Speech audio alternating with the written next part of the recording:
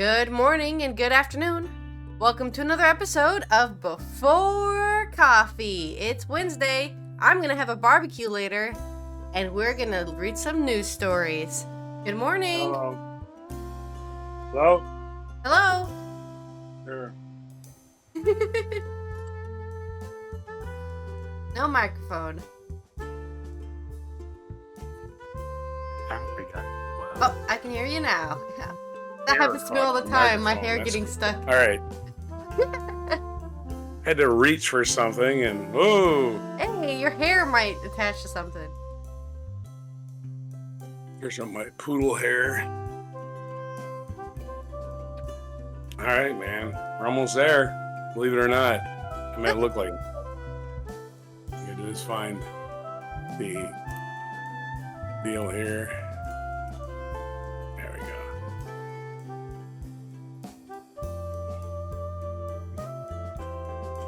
Ready when you are, Chief. Okay. Today on Before Coffee, AI discrimination is a bigger risk than human extinction, the EU chief says. Army renames Louisiana base for Black World War I hero who received Medal of Honor. Ukraine urges G7 to clamp down after Western parts found in Russian missiles. We remember author Cormac McCarthy, who has died at the age of 89. The EU's biodiversity law under threat from center-right MEPs. And in Weird Wednesday news, Mount Washington and pigs on the road. Today on June 14th edition of Before Coffee.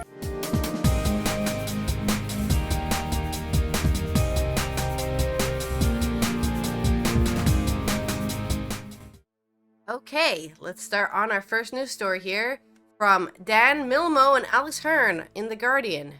Discrimination is a bigger threat posed by artificial intelligence than possible extinction of the human race, according to European Union's competition commissioner.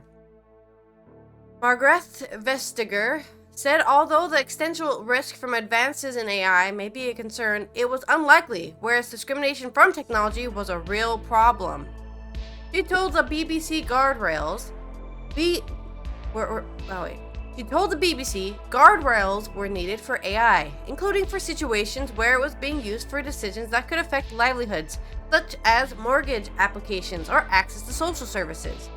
Probably, the risk of extinction may exist, but I think the likelihood is quite small. I think the AI risks are more people will be discriminated against, and they will not see who they are. If it's a bank using it to decide whether I can get a mortgage or not, or if it's a social service on your municipality, then you want to make sure that you're not being discriminated against because of your gender or your color or your postal code. In the UK, the Information Commissioner Office is investigating whether AI systems are showing racial bias when dealing with job applications. Regulators are concerned that AI tools could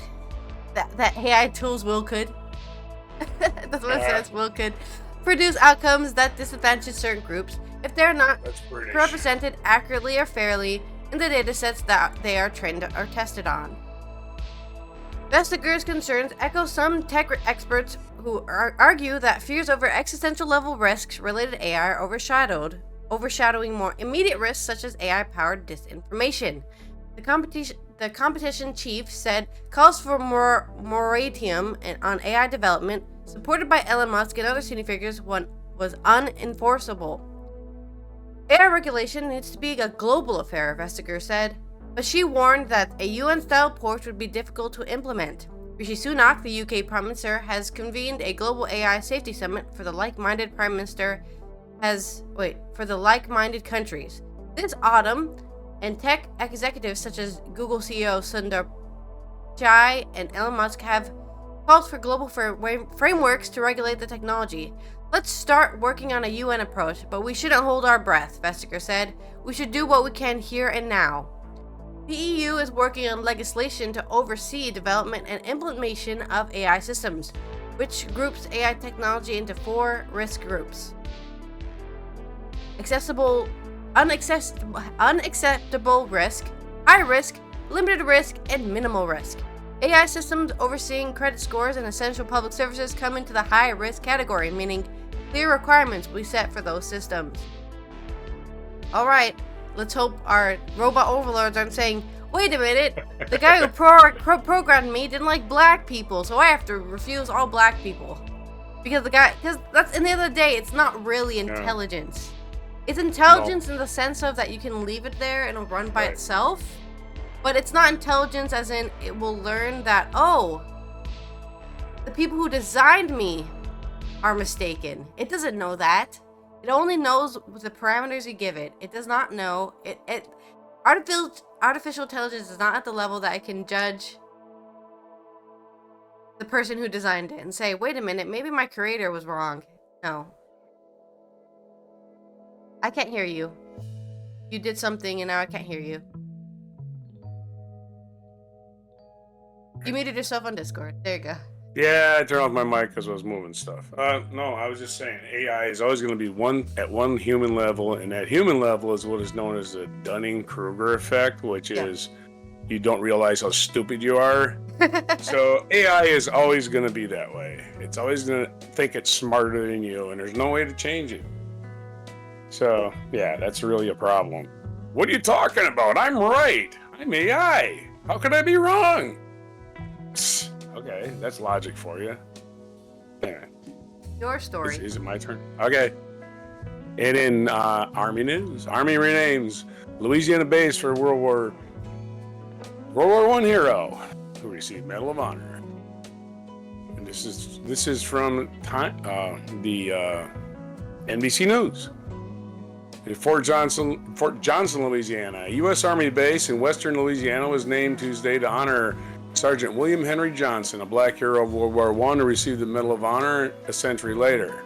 Fort Johnson had previously been named after a Confederate commander, Leonidas Polk. The renaming is part of the U.S. military's effort to address historic racial injustice work that included changing the names of 9 Army posts that commemorated Confederate officers. Sergeant William Henry Johnson embodied the warrior spirit, and we are deeply honored to bear his name. Brigadier General David Garner, the commanding general of the Joint Readiness Training Center at Fort Johnson, said in a post on Twitter. While serving on the front lines of France in 1918, Johnson fought off German night raid near Argonne Forest, according to the National Museum of the United States Army.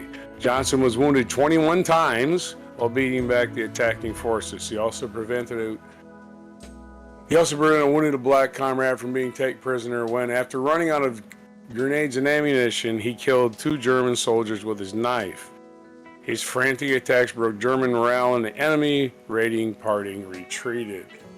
The Army's museum biography of Johnson says, he survived the war, and former President Theodore Roosevelt named him one of the 5 bravest Americans to serve in the conflict. He insisted he was no hero, and the Army biography quotes him as saying, there wasn't anything so fine about it. Just fought for my life. A rabbit would have done that. His brave actions were recognized nearly a century later when he was awarded a Congressional Medal of Honor in 2015 for conspicuous gallantry and intrepidity and the risk of his life above and beyond the call of duty. However, Johnson's actions were not recognized by the Army, which denied him a disability allowance and did not award him a Purple Heart. Due to his injuries, he struggled after returning to his home in Albany, New York, died of a heart condition. In 1929, he was 32 years old. The current process of renaming 9 Army posts marks the first time bases will be named after black soldiers and women. Earlier this month, Fort Bragg in North Carolina became Fort Liberty, and Fort Benning in Georgia was named Fort Moore last month. The original naming process involved members of the local communities, although black residents were left out of the conversation. Bases were named after soldiers born and raised nearby, no matter how effectively they performed their duties. Confederate General Braxton Bragg, for instance, is widely regarded among historians as a poor leader who did not have the respect of his troops, of course. He was also a traitor. All right, your story. Congratulations And we're going to have on more. people renaming their forts after, what has been 200 years since the Confederate War, and people are finally like, hey, wait a minute, why do we have sovereign forts named after traitors? Yeah, that's kind of messed up. Where you grew up in El Paso, there they had Fort, geez, I can't think of the name of the fort there. Well, they're not going to rename the whole fort because they didn't misname it, but I don't believe it anyway. What the hell is the name of the fort there? I'll think of it. You'll think of it in the middle of my story. I'll think of it later. Yeah. My brain isn't working. I worked there 9 years. I can't think of it. Anyway, the main street was called was named after Nathan Bedford Forrest. Basically, the guy who started the KKK. I was like, what the hell? This is Texas. Oh yeah, Texas was a Confederacy. What a bunch of idiots. He named a street, like a main street, after a traitor, like a criminal, basically. Say what? This is the U.S. Army. This ain't the freaking guys that lost the war. It's the guys that won the war. All right, go ahead. All right. For news in Ukraine, we've got Dan Sabaj in Dnipro. Western microchips and other components coming largely via China. Huh? Fort Bliss. Okay. Coming largely via China are being used to manufacture Russian cruise and ballistic missiles that are being launched at Ukraine, Kyiv has said in a presentation prepared for G7 members this week. The document, leaked to The Guardian, calls for the world's leading economies to pressure countries who fail to act decisively, without naming Beijing directly, as well as a plea to further tighten export controls.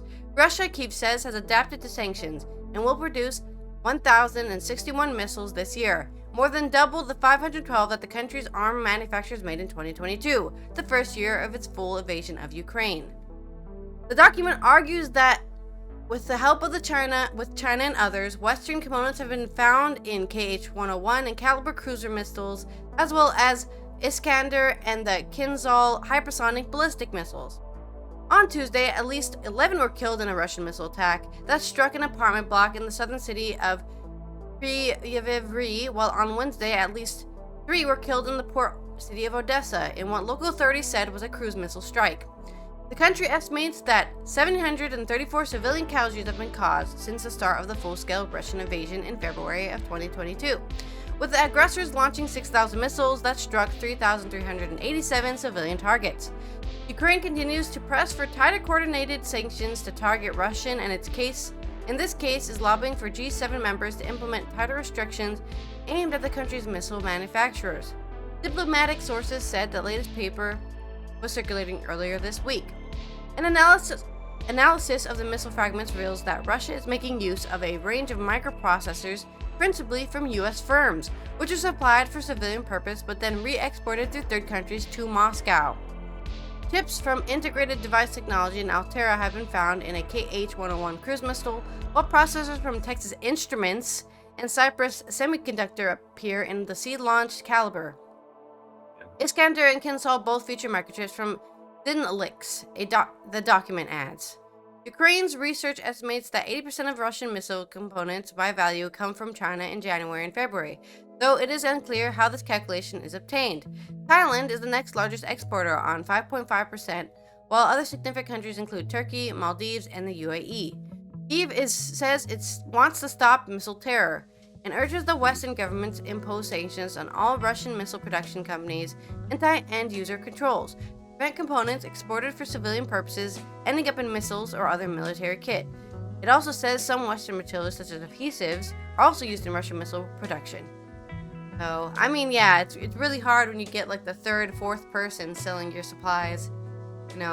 Just a giant chain of supplies getting somehow into your Russian missile. Not sure if you can really control that, but I guess you can try. Plus, Russia has a space program, and I'm sure we supplied something in their space program, right? Hey, you're helping us with our space stuff, so here's some semiconductors, Yeah.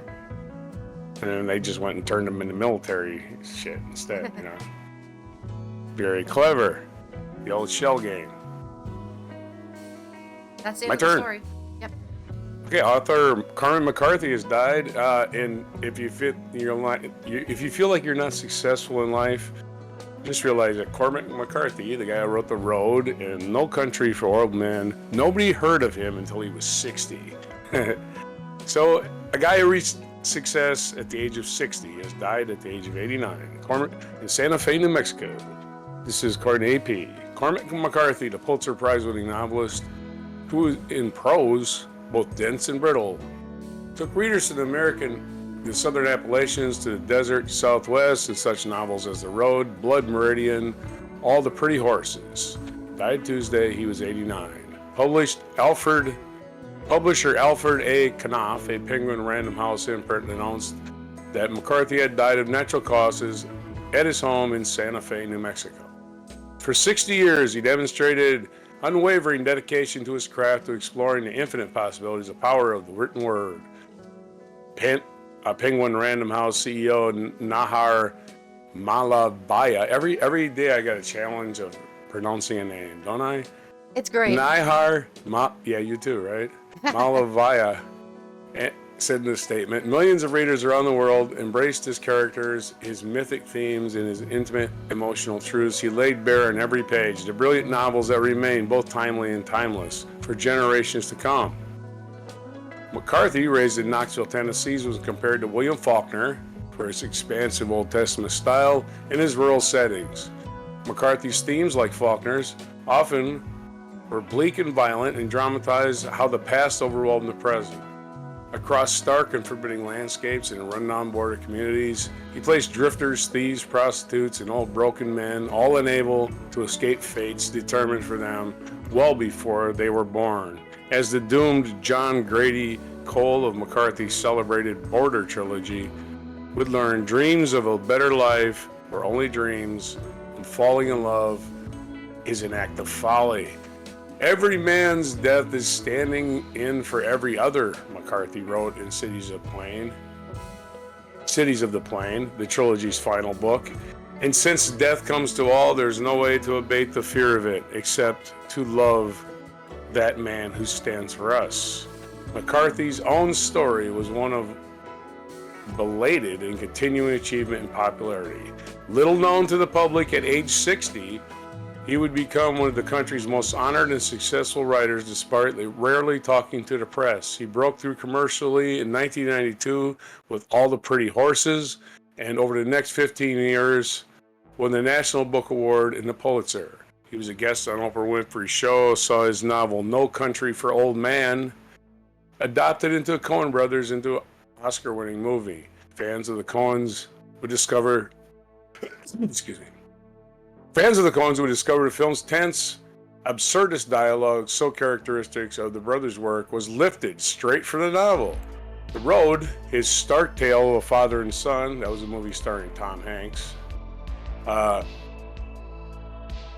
who roam a ravaged landscape, brought him his widest audience and highest acclaim. It won the 2007 Pulitzer Prize for Fiction, and was selected by Oprah Winfrey for her book club, which is way bigger than a Pulitzer Prize. Sorry, just kidding. In his Winfrey interview, McCarthy said, while typically he didn't know what generates the ideas for his book, he could trace The Road to a trip he took with his young son to El Paso, Texas, early in the decade. Standing in the window of a hotel in the middle of the night as his son slept nearby, he started to imagine what El Paso might look like in 50 or 100 years in the future. I just thought the image of these fires up in the hill, and I thought a lot about my little boy, he told Winfrey. He didn't care about how many people read The Road. You would like for many people as to appreciate your book, to read it, but as far as many people read it, so what? McCarthy dedicated the book to his son, John Francis, and said, having a child as an older man forces the world on you, and it was a good thing. The Pulitzer Committee called his book the profoundly moving story of a journey. It boldly imagines a future which no hope remains, but in which the father and his son, each other's world entire, are sustained by love. The citation read in part, awesome in the totality of his vision, It is in flinching meditation on the worst and best that we are capable of. Ultimate destructiveness, desperate tenacity, and a tenderness that keeps two people alive in the face of total devastation. After the road, little was heard from McCarthy for over the next 15 years, and his career was presumed over. But in 2022, Kampf made the startling announcement that it would release the pair of connected novels that he referred to in the past. The Passenger and Stella Maris, narratives about a brother and a sister, mutually obsessed siblings, and the legacy of their father, a physicist who had worked on the atomic technology. Stella Maris was notable in part because it centered on the female character, an acknowledged weakness of McCarthy's. I don't pretend to understand women, he told Winfrey. His first novel, Orchard Keeper, written in Chicago while he was working as an auto mechanic, was published by Random House in 1965. His editor was Albert Erskine, Faulkner's longtime editor. Other novels included Outer Dark, published in 1968, Child of God in 1973, Sutri in 1979, The Violent Blood Meridian, about a group of bounty hunters along the Texas-Mexico border murdering Indians for their scalps, was published in 1985. His Border trilogy books were set in the Southwest along the border with Mexico. All the Pretty Horses, a National Book Award winner, was turned into a feature film, The Crossing, and Cities of Plain, 1998. McCarthy said he was always lucky. He recalled living in a shack in Tennessee and running out of toothpaste, then going out and finding a toothpaste sample in the mailbox. That's the way my life has been. Just when things are really bleak, something would happen. And McCarthy, who has won a MacArthur Fellowship, one of the so-called Genius Grants, in 1981. In 2009, Christie's Auction House sold the Olivetti typewriter he used while writing such novels as The Road, No Country for Old Men, for $254,500. McCarthy bought the Olivetti for $50 in 1958 and used it in 2009. They donated it to the proceeds could be used to benefit the Santa Fe Institute, a nonprofit interdisciplinary scientific research community. He once said he didn't know any writers who preferred to hang out with scientists. The Southwestern Writers Collection, Texas State University, purchased his archives in 2008, including correspondence, notes, drafts, 11 novels, a draft for an unfinished novels, and materials related to a play and 4 screenplays. McCarthy attended the University of Tennessee for a year before joining the Air Force in 1953. He returned to the school from 57 to 59, but left before graduating. As an adult, he lived around the Great Smoky Mountains before moving west in the late 70s, eventually settling in Santa Fe. His Knoxville boyhood home, long abandoned and overgrown, was destroyed by fire in 2009. This was an AP article written by Sue Major Holmes of AP, I guess. Your story. Okay. In biodiversity news from Lisa O'Carroll in Strasbourg and Patrick Greenfield, The Guardian. The EU plans to restore the biodiversity on land and sea are hanging in the balance after the European Parliament's biggest political group called for the proposals to be torn up and rewritten. On the eve of the vote on the Nature Restoration Law NRL package, the chairman of the centre-right European People's Party EPP said the vote was 50-50, with potential for others to join their opposition ranks on Thursday. On Wednesday evening, the chair of the Environment Committee urged members to vote for the act, accusing the EPP of fake news over food production. Our food security depends on protecting nature from collapsing, yet the right and the far right are joining forces against the Nature Restoration Law that we're voting on Thursday.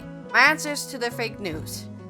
Said, the proposals are aimed at protecting all endangered ecosystems ranging from rivers and seas to peat bogs and indigenous forests by 2050 through legally binding targets. The UN Environmental Chief, Inger Anderson, urged MEPs to show leadership for future generations ahead of the vote and deliver on the promises the Union made at the COP15 just 6 months ago. She condemned those that had turned restoring biodiversity into a culture war issue. EPP claimed Chairman Manfred Weber said his group of MPs supported goals on climate change, but said that NRL was a bad proposal, which would reduce food production on the continent. The overwhelming majority of farmers don't need any lessons about sustainability. They got their farms from previous generations, so they know what sustainability means, he said. Irish Green Party MEP Ciarán Coof, who is stewarding parallel proposals on renovation of energy-inefficient buildings throughout Parliament, said he worried about a potential deeper EPP resistance on climate emergency measures. I'm concerned that the EPP's commitment to climate and biodiversity is lukewarm. We have been told that they have a kill list of laws they don't want to see passed. The climate and biodiversity crisis have not gone away, and if anything, we need to step up efforts in a face of foreseen newspaper headlines about extreme temperatures and warming, he said. While Weber claimed the proposals would harm Europeans' food production by sequestering land for rewilding and other projects, Cuff said that the 12-volume, 5,689-page impact assessment put in the economic benefits of restoring nature at 180 billion euros or 154 billion pounds, compared with the cost of the measures which had been put at 154 billion euros. The World Wildlife Fund has argued, along with the Greens, that increasing biodiversity, including bees and other pollinators, actually improves food production. German MEP Peter Liese, the environment spokesman for the EPP, said on Wednesday that votes were now split 42 to 42 of the 84-strong committee, with EPP representing 22 of those. We have 4 undecided votes. It will be very tight, he said. Instead, one of the main concerns is that the European Commission has not set in stone a definition of degraded land or rivers. Under its present guise, it would require 25,000 kilometers of European rivers to be restored to wilderness, he said, impacting the development of existing hydroelectric plants. The problem with the impact assessment report is that it was written before the outbreak of the war. On Monday, CEOs from 50 companies, including IKEA, Nestle, H&M, published an open letter voicing their support for the law, warning protecting nature was key to a well-functioning economy. Anderson, the executive director of the UN Environmental Program, told The Guardian it was critical that the EU delivered on the promises it had made to the world on nature. Last month, EU Environmental Commissioner Virginijus Sinkevicius warned abandoning the law would send a dangerous negative signal to the world. Alongside separate proposals to reduce pesticide use and climate laws, the NRL is part of the European Green Deal. Under the proposals, 88 MEPs on the committee leading the passage of the act will be asked to vote on a version of the European Commission's proposed laws, which will be slightly watered down to try to secure the agreement of the European Parliament. They will be asked to support measures to put in place without delay effective and area-based restoration measures which shall collectively cover by 2030. At least 30% of the union's land, freshwater, and sea areas is in need of restoration. But Weber indicated his group would not be budging. We have a lot of concerns which cannot be fixed with this concrete proposal. That's why we asked for a restart, for a new proposal from the European Commission. EPP has already walked out of negotiations on the NRL and is hoping others will join them in opposition to the legislation during the vote on Thursday. Okay, so this is weird. I'm not sure why they're being so sturgeon. I mean, it's explained why they're being sturgeon about it. They think it's going to affect food production, but all the scientists are saying, no, it's going to increase food production because you need bees and stuff to make food. And they're just... There's something deeper in here, which I think is what the people who are for it are saying, right? These people are rejecting our proposal because they're making it into a bigger deal than it is. They're making it into a cultural war.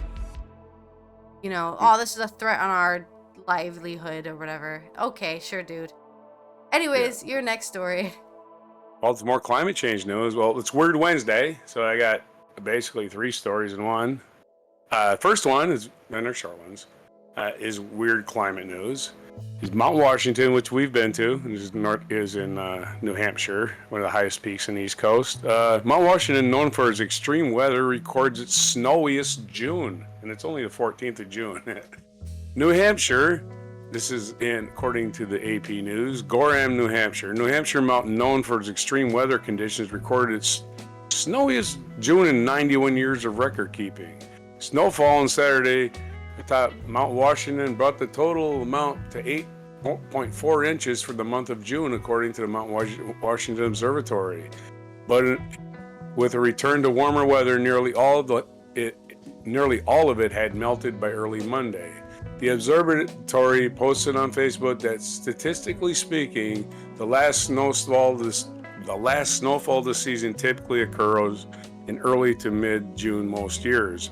A quasi-stationary low sat over the region, delivering snow early every day of the month. With another low and cold air approaching in the days ahead, we could see that total grow further, the observatory said in a statement. The observatory is at the summit of the Northeast's highest mountain at 6,288 feet, which is 1,916.5 kilometers. Another weird news involving pigs. Pigs run loose on Metro Highway after semi-truck tips over in Minnesota, which is always, constantly being confused with Mexico. No. This is also AP News. In Little Canada, Minnesota, pigs ran loose on a Metro Highway after a semi-trailer truck was carrying 50 hogs overturned, causing an hours-long shutdown on Friday morning in Minnesota Interstate 694. State troopers tried to corral several loose pigs that cameras showed running through traffic, the Star-Tribune reported. The truck tipped over at around 7:35 a.m. and caused morning rush hour traffic to back up for more than a mile, Minnesota Department of Transportation cameras showed. The truck driver was not hurt, according to Lieutenant Gordon Shank with the Minnesota State Patrol. 10 pigs died in the crash. Well, bacon for breakfast, I guess. Authorities rounded up the pigs, some of which were injured. Poor piggies. Investigators are looking at what caused the semi to tip on its side as it navigated the curve of I-694, where it joins with northbound Interstate 35E. Nearly 5 years ago, more than 20 pigs spilled onto the roads in a more rural part of the state after a semi-truck overturned at the highway interchange near Mankato. About 90 pigs had been in the livestock trailer. Some of them died. The driver suffered minor injuries. And last year, on the Pennsylvania highway, several monkeys escaped when a truck that was towing a trailer of 100 monkeys collided with a dump truck. The truck had been on its way to the lab. The drivers weren't harmed. What about the monkeys? Okay, and more pig news. Again, this is the AP. Officers round up hundreds of pigs from overwhelmed Florida animal sanctuary. Oh, yes. no. Pigs are going wild everywhere. This is Cantonment, Florida. The resistance is coming. It's just pigs everywhere. Again, they breed like crazy, and I think they have 15 at a time or something like that. Animal control officers rounded up more than 600 pigs from an animal sanctuary in Florida after the overwhelmed owner called for help.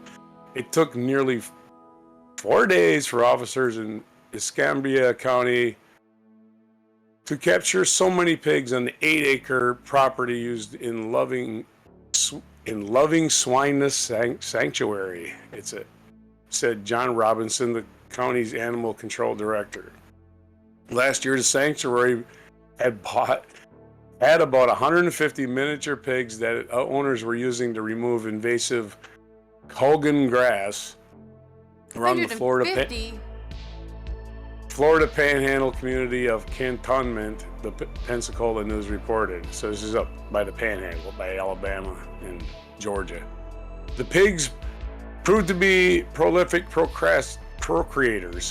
No, crazy. They're prolific procreators. Their population had grown so large. Robinson said that the sanctuary operator called his agency last week saying, "I can't take this anymore." During the roundup, the pigs showed zero interest in cooperating with animal control officers, who left several of the larger hogs behind to ensure nobody got hurt. It's so difficult when you're dealing with that many animals. It shouldn't be Robinson said, "It shouldn't be the county's responsibility to clean up somebody else's mess like this. At this point, we've basically zapped our resources." The captured pigs were divided up and trucked off to farms and other new homes outside the county. The landowner on Tuesday was cited for violating a local zoning ordinance and ordered to pay a $250 fine. Robinson said the county officials were weighing on other potential sanctions against the property owner and sanctuary operators. That's it. If you want to run a sanctuary, that's great, but you can't overpopulate the sanctuary. But also, the government kind of defeats the purpose. The government saying it's not our job to help you. It's like, no, it is.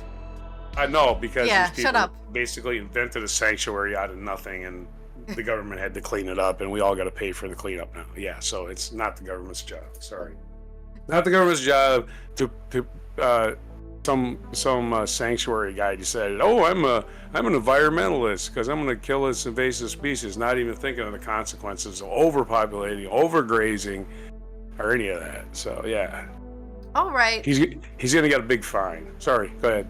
It's not that big. It's $250. In culture news, the pop band BTS celebrates their 10th anniversary, and the members can actually do anything. This is from NOS News in the Netherlands. Part of the skyline of Seoul turns purple because the South Korean pop group BTS has been in existence for 10 years today, which is actually really rare because most K-pop groups don't even make it to 7 years, let alone 10.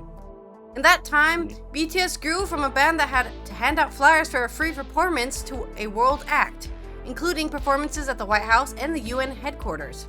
Members can basically do anything, the perfect picture of an idol, says K-pop expert Flora Smith. According to her, it is special in South Korea that a K-pop band has existed for a decade. There is the so-called 7-year curse on most K-pop bands, says the researcher at Leiden University in the radio program Met het oog op morgen. With your ears and in the morning. Competition between them is fierce. Those who are not successful often do not get a new contract. Yeah, most of their contracts are 7 years long. So if they suck, they don't get a renewal. And then you never see that band again, or those people, well, maybe some of them go solo. They become dentists. Yeah, they become dentists. So BTS did manage to break through not only in South Korea, but also in the rest of the world. I think that's because the image of BTS is always that they are also want to say something good. They have a moral message in their songs, says Smith. For those who are not yet familiar with the Korean pop sensation, the group consists of 7 young men who perform very beautifully synchronized dancing, sing very well, rap, and play in commercials and act, says Smith. They do everything. Fans are taken into the lives of the BTS members via social media. That is what makes the band so special, according to Laika Vlar, 21, who founded a fan club in the Netherlands. That really creates a connection. They film when they play games, and you can watch their lives, for example, when they go on holiday together. Through the films, you get to know the band members well. You're drawn into it, and you belong for a bit, says Vlar. The artists do not shy away from serious themes. This is how BTS speaks out about the importance of mental health and love for yourself. They discussed anti-Asian racism with US President Biden. They mean a lot to me. At times when I feel a little less and I watch a video, I become completely happy. Although the band is now celebrating its 10th anniversary, BTS is currently on hiatus and members are pursuing solo careers. It's not a hiatus. I hate that the media keeps saying this. As an army, I will say right now, they are taking a break from group activities. They're not on a hiatus. Hiatus indicates they'll never come back, which they don't want people to think. They're definitely coming back, right? This is their own words, right? Hiatus is a bad translation of what they said. They never used that word in Korean.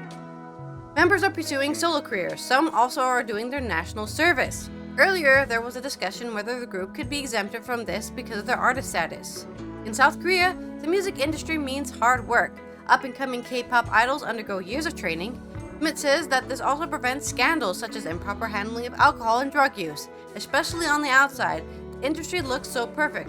But on the other hand, there are also a lot of bad stories going around. It's no secret that the Korean music industry puts a lot of pressure on artists. K-pop stars such as Yonghyun of boy band SHINee and Sulli of group FX committed suicide due to the pressures. Through K-pop and the national film industry, such as series As Squid Game, the country wants to show how good and great South Korea is. Says Smith, the 10th anniversary of BTS is therefore used to attract tourists to South Korea. They can do a tour to places where BTS has been, where the band has recorded music videos, so you can see that the industry is very important for the economy and for the image of the country. In the near future, Seoul will be dominated by BTS. The color purple that belongs to BTS can be seen in various places.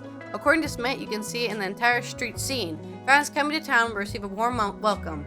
I think this feels very much like a homecoming for a lot of fans. Yeah, I loved purple before I even knew who BTS was, but now I have to agree. BTS does own the color purple. If you see purple, they're probably a fan of BTS or a BTS member. Who knows? Either way, that's our cultural news for today. On to In This Day in History. I think Prince owned the color purple, but he's not around anymore. So it got moved to someone else. Nah, he doesn't even, I don't even know who gets credit for his music now. Right? He didn't have any kids. I mean, he might have had one, right? They got it all. Anyway, neither here nor there. This day in history, 1645. This is June 14th, right? Okay, yeah, definitely. Okay. The Parliamentary New Model Army, led by Oliver Cromwell, defeated the Royalists under Prince Rupert in the Battle of Naseby, and this day in 1645. In 1658, the French and English defeated the Spanish forces near Dunkirk in the Battle of the Dunes. In 1777, the Continental Congress approved the Stars and Stripes as the first national flag of the United States. In 1800, Napoleon and his troops defeated the Austrians at the Battle of Marengo, securing his military and civilian authority in Paris. In 1807, Napoleon won the Battle of Friedland, leading to the treaty with Alexander I of Russia. In 1811, American author Harriet Beecher Stowe, whose novel Uncle Tom's Cabin fueled anti-slavery sentiment, was born in Litchfield, Connecticut. In 1928, Che Guevara, theoretician and tactician of guerrilla warfare, a prominent communist figure in Cuban Revolution in 1956 to 1959, and a guerrilla leader in South America, actually a doctor, they didn't mention that. He was born on this day in 1928. I wonder if they left out doctor. That's so interesting. 1940, German forces entered Paris, beginning a 4-year occupation of the French city. You got dissing Che Guevara like that. That's kind of fucked up, right? Just because he ended up being a communist, he was a freedom fighter, man. The manned Soviet spacecraft Vostok 5 was launched, and 2 days later, Vostok 6 was sent into the orbit carrying cosmonaut Valentina Tereshkova, the first woman to travel in space in 1963. So 60 years ago, the first woman went in space. In 1982, the surrender of a large Argentine garrison in Port Stanley to the British military concluded the Falkland Islands War, which was fought in control of the Falkland Islands and its dependencies, territory long disputed by warring nations. And I think that war took 72 minutes. I'm not sure. It was very short. 2009, American basketball coach Phil Jackson won a record-setting 10th NBA championships as he freeloaded on the backs of Shaq and Kobe for a championship on 2009 that he gets way too much credit for. I'm just saying. The guy just rolled out the balls. That's all he did. I'm the coach. Yeah, sure you are. Whatever. 1940 is a featured event, and this is a sad day in history. On this day, 1940, the first transport of Polish political prisoners arrived at Auschwitz, which became Nazi Germany's largest concentration, extermination, slave labor camp. More than 1 million people died. Sad. Birthdays today? Yeah, birthdays today. Steffi Graf, tennis player, born on this day, 1969. 1982, Lang Lang was born, the Chinese musician. 1950, Rowan Williams, Archbishop of Canterbury, was born. And we already mentioned Che Guevara, and it's Donnie Trump's birthday. Donnie Trump was born this day in 1947. The twice indicted, twice impeached, disgraced former president of the United States. It's 77. And what day is it today? It is National Mexico Day. Woo! Yeah! New Viva Mexico. la Sorry, I Mexico. said that wrong. New Mexico. National New Mexico Nuevo Day. Mexico! Yay! I'm from there. That's my place. Get some green chili, some Hatch green chilies. I was born in Texas because that was the closest hospital, but my heart belongs to New Mexico. Fuck Texas. That's they suck right. anyways. It's all New Mexico because it was all stolen from Mexico. Remember Yeah, that? illegal International. war was stole the land. And suddenly all the Mexicans living there were like, what? We're not Mexicans anymore? What's going on? Also, you guys have to leave. 100 years later is like, what? We're in the United States, huh? I don't know. Well, Also, whatever. you have to leave. I know you've lived here for 30 centuries, but don't care. You're brown. Get out. Bunch of laid-back mountain people. Yeah. Is what you're descended from the laid-back mountain people of New Mexico. Hell International Bath Day. It's International Bath Day also today. It's National Cucumber Day. Hey. I love cucumbers. Yeah, you put them in sandwiches, which I think is weird, but that's your life. I'm a weirdo. National Pop Goes the Weasel Day. Sounds kind of weird. And World Blood Donor Day, which is always a good thing. And it's National Flag Day, June 14th. Don't forget, it's Flag Day. Get out there and wave at that flag, because this is the day the flag was commissioned in 1777. We just covered that. National Bourbon Day. So while you're out there waving your flag, New Mexico, taking a bath with cucumbers with your weasel, and giving blood, don't forget to have some bourbon. It's also the Army's birthday, June 14th, and it's National Strawberry Shortcake Day. They really overdid it on June 14th. Wow, there's so many things I have to eat today. I have to take a bath as well. You better take a bath after all that. Yeah. Yeah. All right, well, this has been Allison here from the Netherlands. Gonna have a barbecue later. Very exciting. Weather's great. Hope to see you tomorrow for some more news about biodiversity and Ukraine getting angry because not everything is perfect. See you next time. This is Roger with more silliness from the United States on June 14th with the comprehensive news of planet Earth. June 14th, 2023 edition of Before Coffee.